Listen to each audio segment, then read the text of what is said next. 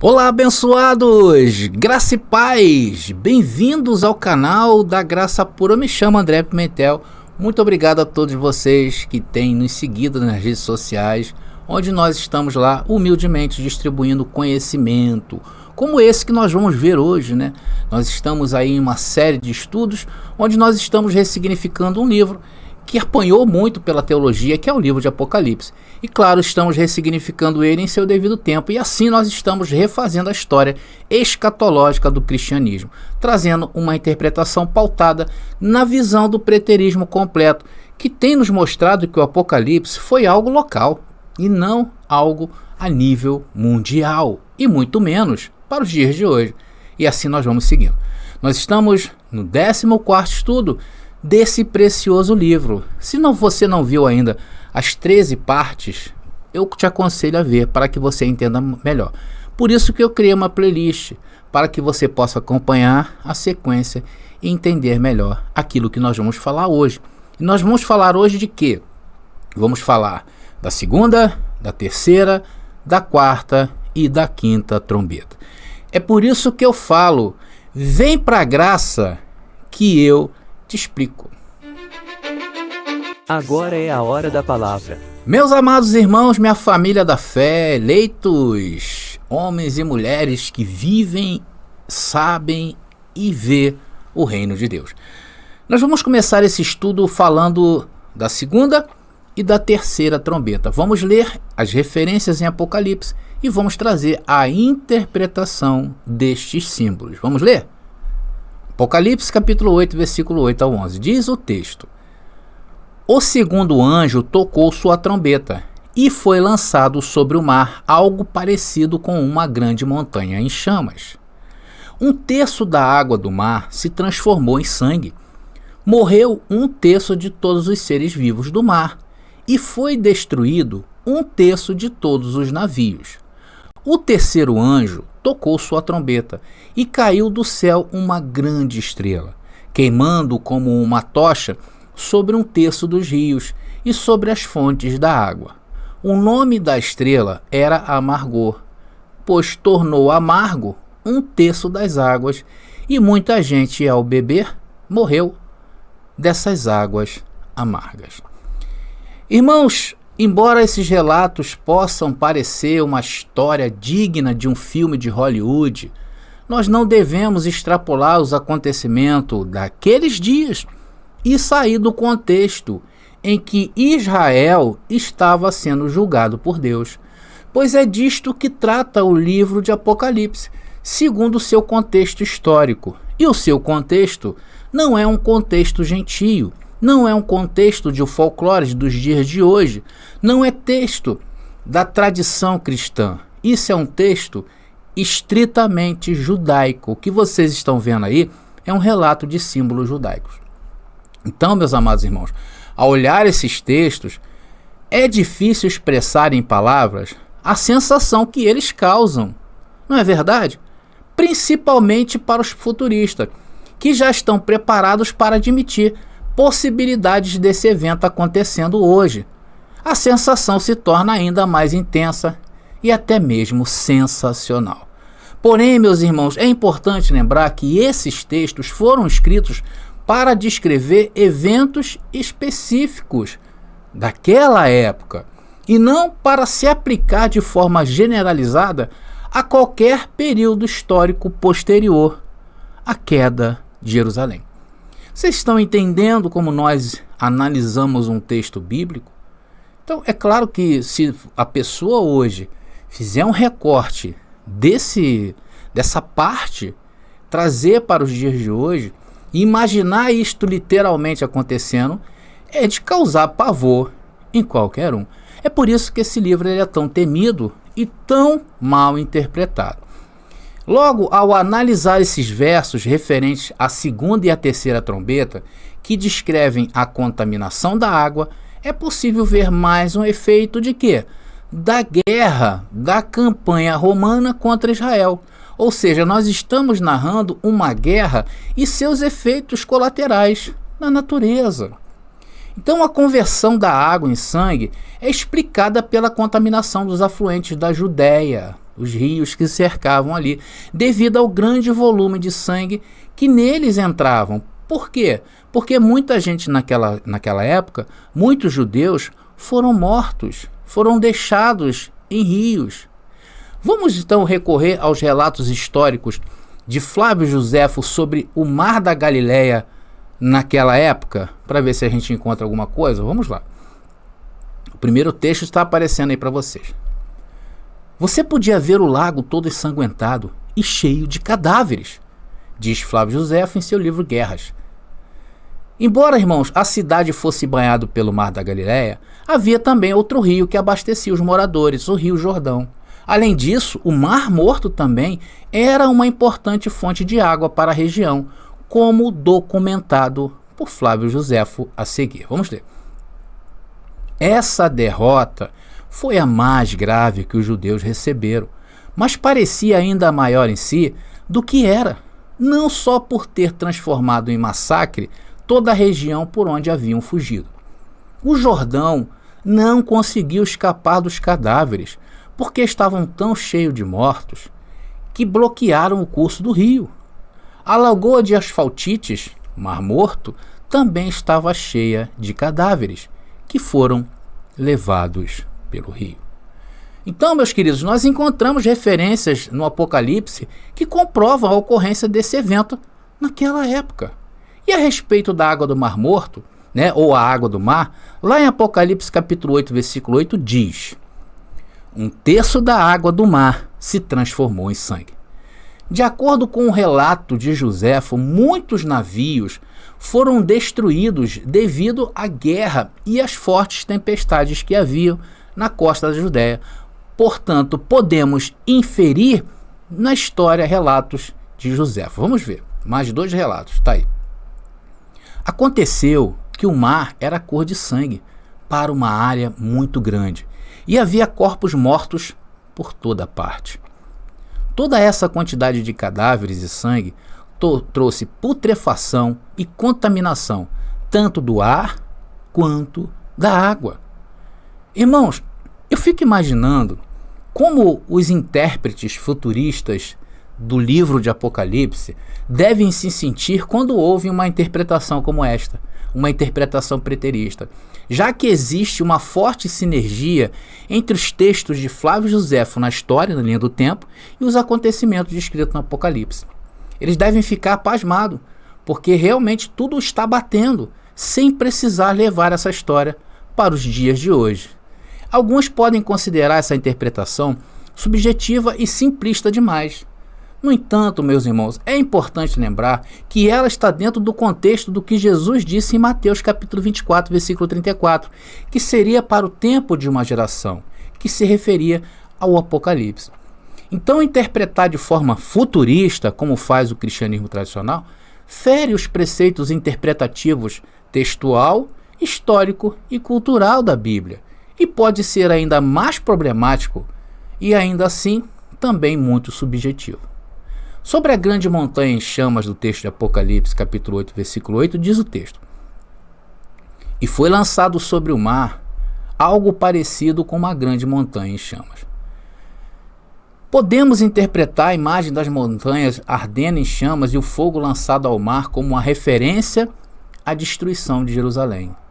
A montanha, meus irmãos, incendiada, ela simboliza a cidade sendo consumida pelas chamas, enquanto o fogo lançado ao mar representa a sua ruína completa e final.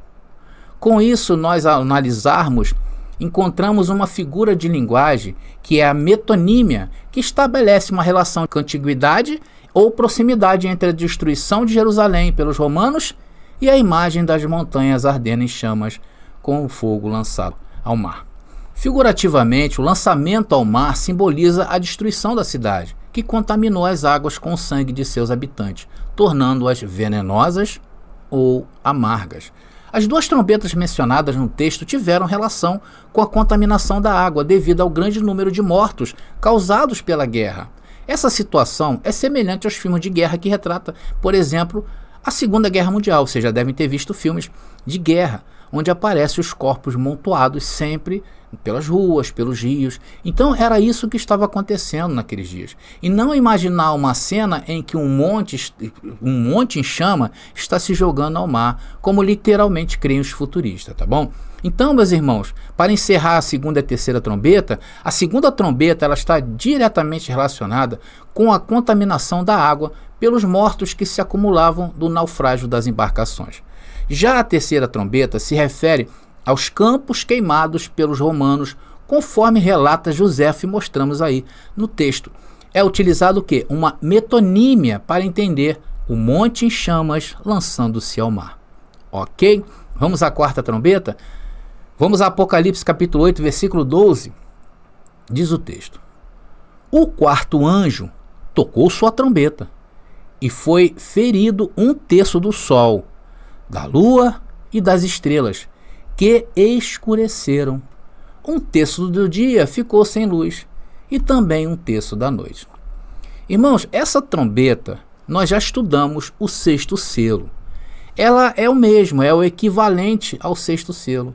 Vocês lembram quando nós abordamos esse assunto? Vamos relembrar o texto? Apocalipse capítulo 6, do versículo 12 ao 14. Diz o texto: enquanto eu observava, o Cordeiro abriu o sexto selo, e houve um grande terremoto. O sol ficou escuro como pano negro, e a lua se tornou vermelha como sangue. Então as estrelas caíram do céu como figos verdes de uma figueira sacudida por um forte vento. O céu foi enrolado como pergaminho, e todas as montanhas e ilhas foram movidas do seu lugar.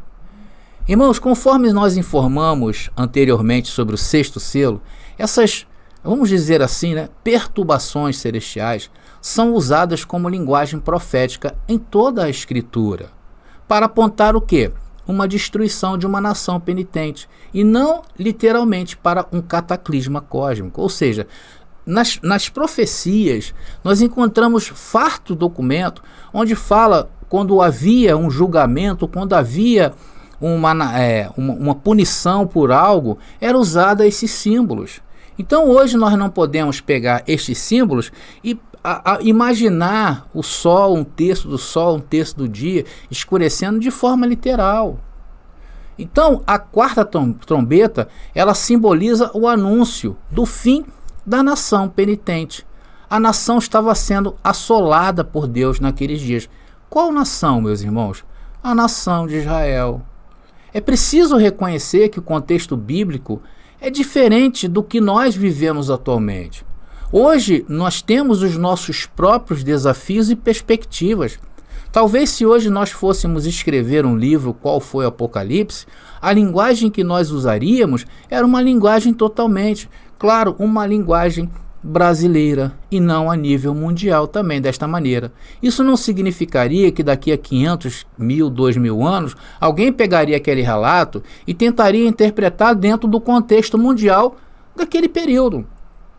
Está entendendo, abençoado?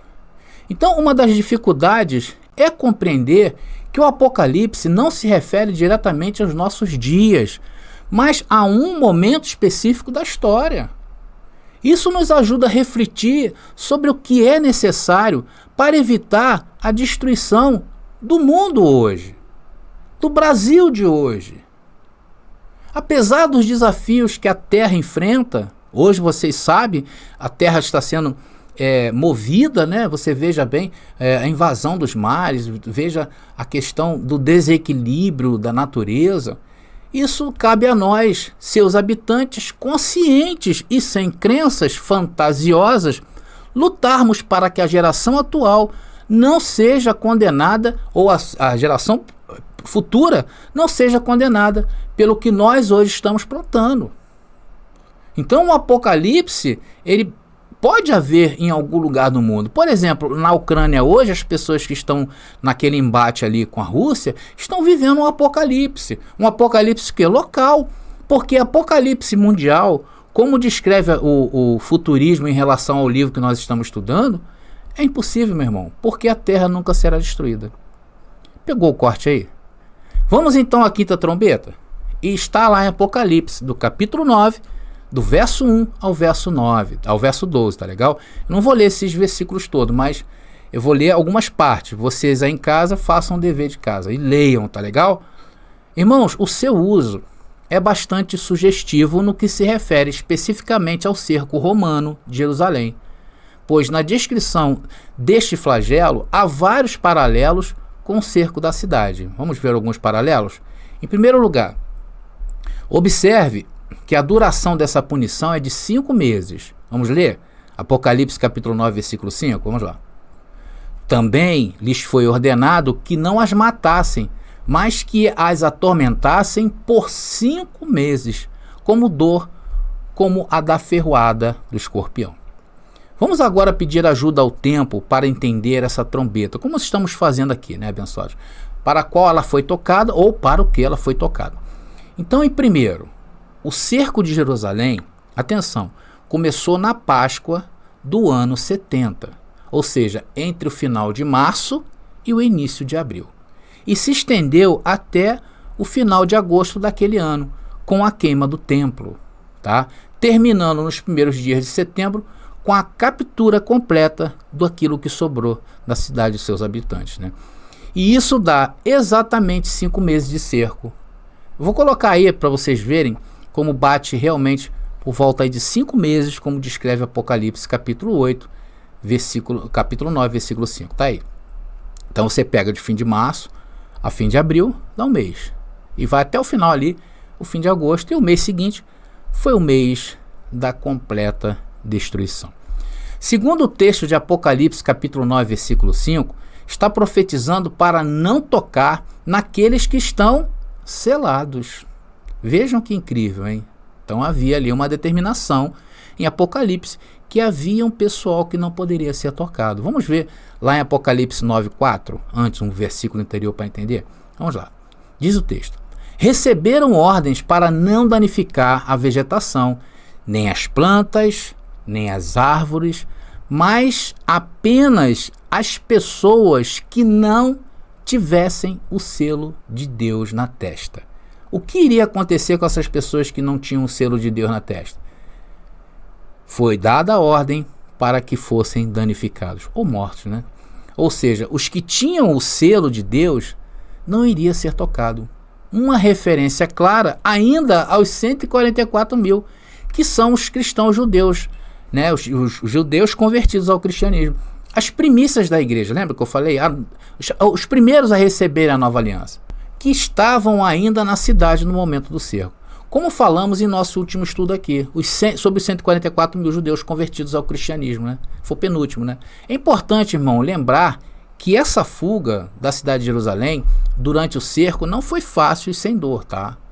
Não foi uma fuga também em massa, como a gente talvez possa imaginar, né? Que se todos tivessem saído ali de mãos dadas pelos portões de Jerusalém, cantando hinos e glorificando a Deus. Não foi assim. A verdade é que a fuga dos 144 mil foi dramática e difícil, durando até perto da destruição da cidade. Eles tiveram que lidar com a fome, com a doença, com a violência e a perseguição, enquanto procuravam refúgio em outras partes da região. Bom, terceiro lugar, a quinta trombeta, atenção, a profecia declara que, 9 capítulo 5, vamos ler de novo, e lhes foi dado não matá-los, mas atormentá-los por 5 meses. E seu tormento era como o tormento de um escorpião quando fere um homem. Então os exércitos romanos, nesta fase da guerra, estavam paralisados e não podiam matar os judeus que se abrigavam atrás dos muros de Jerusalém, por causa dos 144 mil. Mas eram atormentados pelo terror do confinamento e pela escassez de comida e água. Quando eu falo 144 mil, eu estou falando, me referindo ao número inteiro, tá bom, queridos? É claro que muita gente já foi embora de Jerusalém, das cercanias ali, há muito tempo, tá? Pode ser 1.000, 1.500 ali, mas a ordem era para não tocar nessas pessoas, porque eles eram a primícia de Deus para a nova aliança. Mais adiante, a profecia declara, versículo 6, e naqueles dias os homens buscarão a morte, mas não a acharão, e desejarão morrer, mas a morte fugirá deles.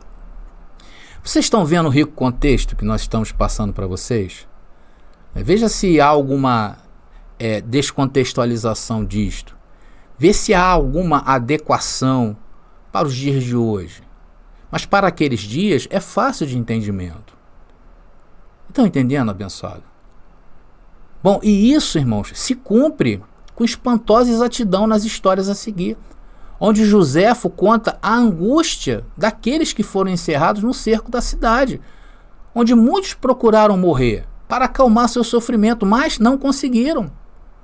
E isso, a imagem, imagina, hoje eu me lembro quando eu era do sistema religioso, quando falava dessa parte em que as pessoas buscavam a morte, mas não encontravam, eu imaginava pessoas se jogando de prédios, pessoas tentando se matar enforcadas, sei lá, suicídio, e não conseguindo encontrar a morte. Era isso que vinha na minha cabeça. Vamos ver José falando sobre isso? Vamos lá. Quando alguém implorou aos bandidos e ladrões, judeus armados para ajudá-lo ou simplesmente matá-lo para se livrar do perigo da fome, ele foi desprezado e deixado para morrer de fome. Então, eu imagino essa cena, né? Um judeu lá, passando o que estava passando, de repente vê um judeu, outro judeu armado, um ladrão, porque havia saques naquela época entre eles lá dentro. O próprio povo judeu matavam-se uns aos outros. Mas quando chegou nessa calamidade toda, as pessoas imploravam para morrer, mas ninguém tinha coragem de matar, deixavam eles morrer de fome.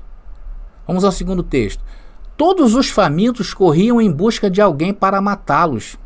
E os que haviam morrido antes de conhecer esses horrores eram considerados felizes. Olha o pensamento das pessoas. Então os judeus procuraram a morte literalmente e não encontraram. Então, abençoado, pensar nisto para os dias de hoje é fugir do contexto bíblico.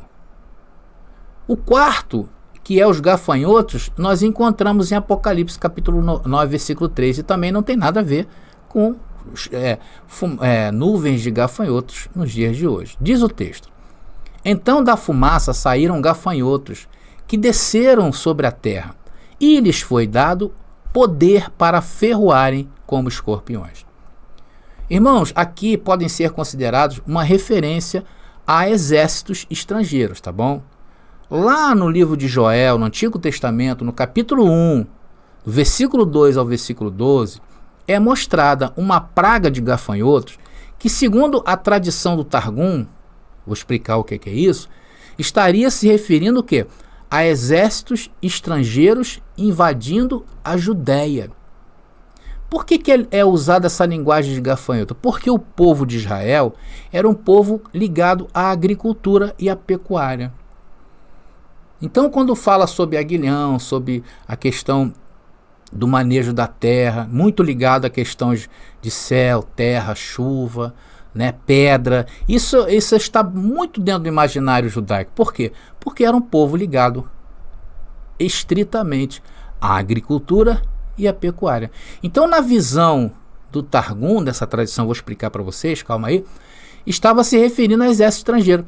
Aqui neste caso, lá de Joel, eram os babilônicos, era o povo da Babilônia. E o que fizeram para chegar a essa interpretação? Bom, achamos um bom precedente no Antigo Testamento, de que os gafanhotos podem agora representar quem? O exército romano. Vocês viram como nós fomos, dentro do contexto judaico, procurar respostas para o que significa, por exemplo, essa nuvem de gafanhotos, ou fumaça de gafanhotos? É o exército romano. Isso é o uso do Targum. Sabe o que é o Targum? Agora vamos explicar para vocês. Presta atenção. Olha aí, tá aí. É uma forma antiga de traduzir e interpretar a Bíblia do hebraico para o aramaico.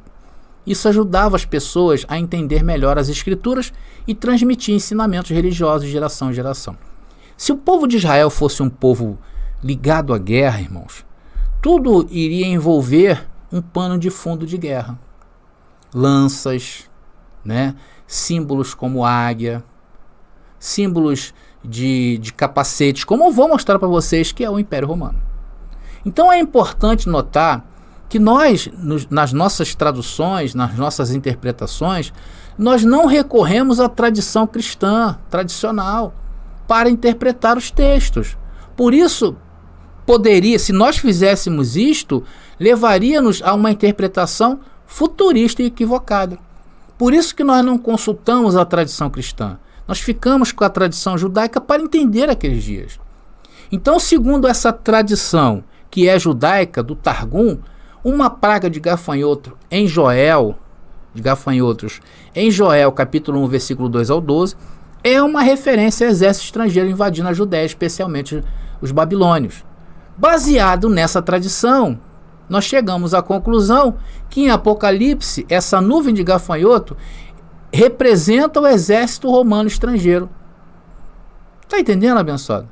Nós podemos perceber claramente que as nossas interpretações das Escrituras estão dentro do contexto bíblico e encontrando explicações o quê? Plausíveis para os eventos descritos, sem cairmos na armadilha do futurismo, meus irmãos. Não estamos olhando para os gafanhotos de hoje e achando que isso representa Apocalipse, versículo tal, na vírgula X, mas sim buscando compreender o que as passagens bíblicas nos ensinam dentro do seu contexto. Agora, irmãos, no verso 11, vamos ler, porque fala o nome do rei desses exércitos, que vai nos ajudar a entender melhor isto que estamos falando sobre o Targum. Diz Apocalipse, capítulo 9, versículo 11. Seu rei é o anjo do abismo. Seu nome em hebraico é Abaddon e em grego Apolion. Irmãos, Abaddon ou Abdon em hebraico é uma associação ao Sheol, ao inferno, que é a sepultura, tá? Depois vocês confiram aí nessas passagens que eu estou passando para vocês aí no chat, tá? Vamos ver somente uma referência aí para testar isso que eu estou falando. Vamos ver Salmos número 88, versículo 11. Diz o texto: podem os que estão no túmulo anunciar teu amor? Podem proclamar tua fidelidade no lugar da destruição? Então, irmãos, essas referências, elas sendo usadas no Antigo Testamento, em paralelismo com o lugar dos mortos, Apolion em grego significa destruidor, tá? É isso que quer dizer o texto. Alguns estudiosos veem uma relação deste termo com Nero ou Domiciano, que auto se denominavam Apolo. Além disso, há uma semelhança com o nome latino da 15ª legião romana, porque era assim chamado, os batalhões romanos eram chamados de legiões. Então a 15ª legião romana, que sitiou Jerusalém, Apolinares, o símbolo de sua bandeira é próximo à descrição dos gafanhotos na passagem de Apocalipse, capítulo 9, versículo 7 ao 10, do livro lá que nós estamos vendo. Assim como a bandeira da guarda pretoriana imperial. Vejam, tá aí. Tá aparecendo para vocês. O estandarte, né, da guarda pretoriana, essa de azul, e o quinto, a bandeira preta, né, o estandarte da bandeira preta, da 15ª legião, Apolinares. Então, irmãos, vamos avançando mais um pouco. Agora as referências, atenção, ao cabelo das mulheres, dentes de leão, que está aparecendo para vocês, Apocalipse capítulo 9, versículo 8 e 9, couraças de ferro e o rugido das carruagens da batalha é muito contundente. E parece, sabe com quem? Veja, eu vou colocar para vocês aí como era a vestimenta dos soldados romanos. Está aí aparecendo para você. Uma referência clara. Olha aí. Cabelo das mulheres, dentes de leão, couraças de ferro, porque o uniforme era esse, e o rugido das carruagens de batalha. Parecido com o quê? Apocalipse capítulo 9, versículo 8 e 9. Vocês estão vendo, abençoados? Vocês estão vendo como é simples a nossa interpretação, mas totalmente coerente? Estamos analisando o tempo, estamos analisando o contexto de Apocalipse. Acima de tudo isso, estamos dentro de uma cultura judaica. Até falei do modo de interpretação dos hebreus ou dos judeus, porque era um povo ligado à agricultura. Então tudo que se referia à questão de agricultura é muito usado nos escritos proféticos do Antigo Testamento e também de Apocalipse. Hoje, se nós formos pegar, por exemplo, a cultura indígena, dependendo da cultura, da localização, o índio tem uma forma de lidar com o meio ambiente. Então, quando ele interpreta algo, talvez para nós possa parecer absurdo. Ainda mais se nós quisermos literalizar aquela cultura indígena. Você imagina agora a cultura bíblica, que é judaica daqueles dias, tempos antigos, trazer para os dias de hoje. Não é mais simples, não é mais fácil, não é mais objetivo procurar naqueles dias o que está significando Apocalipse? Irmãos, eu acho que já foi suficiente por hoje, né? Nós vamos, já tivemos muitas informações e eu acredito que já tá bom. Se a gente passar disso aí, tá arriscado a gente não assimilar, tá bom? Vamos continuar aí no próximo vídeo e continuar acompanhando, tá bom? Mas o mais importante é notar que estamos completando aí a 14ª parte do nosso estudo. E a cada etapa, o livro de Apocalipse vai se tornando o quê? Mais claro em relação ao seu contexto histórico e cultural. Como ele se aplica para aquela época específica. Ao se referir ao lugar dos acontecimentos, o livro de Apocalipse menciona Jerusalém como um símbolo de importância espiritual. No entanto, os destinatários das mensagens são as 7 igrejas localizadas na Ásia Menor que ficavam fora de Israel. Aqueles irmãos daquelas igrejas representavam o quê? Um novo caminho para a fé, marcando o quê? Um corte definitivo com a antiga aliança e trazendo dias de muita luz para hoje, para o futuro.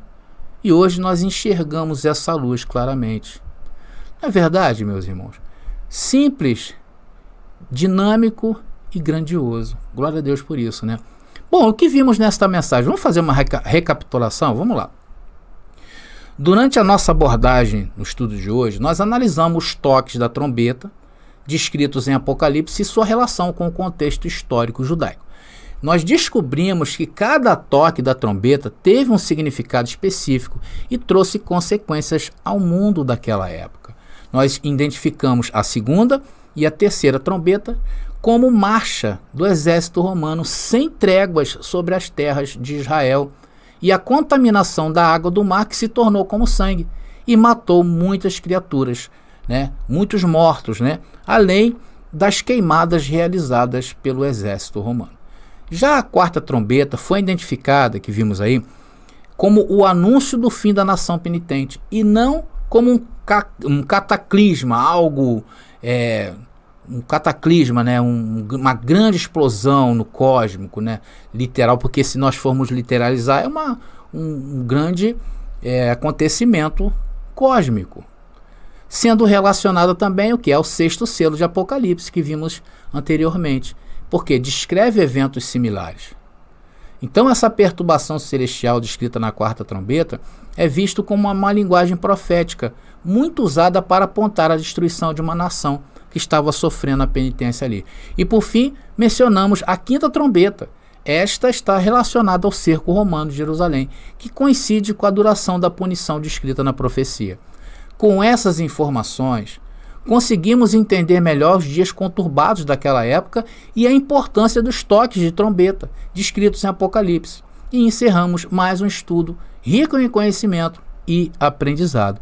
E lembrando aos senhores que essa informação, que essa mensagem de hoje já se encontra em nossa apostila número 10. Se você aí deseja adquirir, para adquirir mais conhecimento, eu te aconselho a adquirir hoje mesmo, tá legal? É só entrar em contato comigo que eu vou passar aí como você vai fazer. Hoje, atualmente, nós temos 10 apostilas, cada apostila 10 temas. Então é bastante estudo para você aí se animar por completo, principalmente se essas mensagens têm mexido com você. Eu te aconselho a fazer isso, tá legal?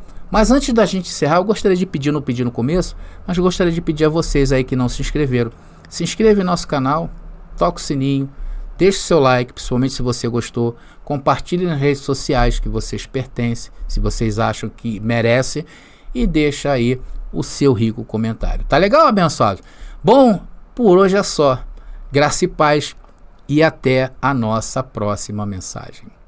Você pediu nossos estudos em apostilas? Já chegaram e estão disponíveis. Elas estão divididas em 10 temas com referências, esboços e comentários. Ideal para quem quer ensinar em família, em reuniões ou mesmo para quem deseja abrir um canal no YouTube. Faça contato agora mesmo pelo nosso WhatsApp 21 979 87 46 68 21 979 87 4668. Nossas apostilas foram feitas para você ensinar com qualidade e harmonia com a palavra. Já está disponível o livro As Doutrinas do Inferno e Suas Manipulações Dentro das Igrejas. Adquira hoje mesmo.